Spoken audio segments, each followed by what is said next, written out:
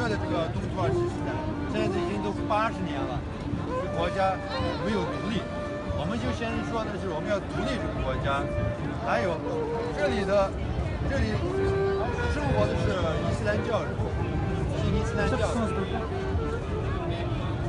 几百万人现在在监狱里面，中国人把他们关起来了，不是中国，是共产党人把他们关起来了。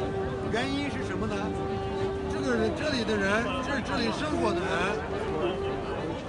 中国共产党担心这里的生活总有一天他们会有独立的，把他们浊化掉。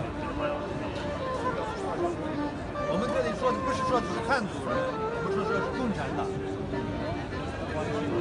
共产党，就是内蒙古，就是内蒙古、外蒙古、西藏。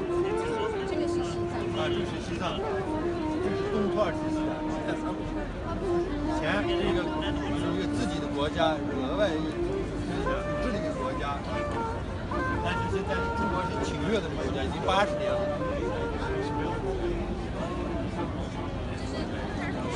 这是我们的国旗。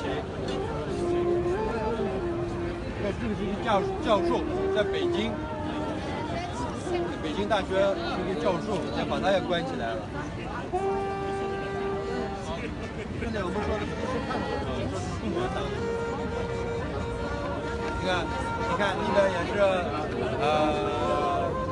是中国人。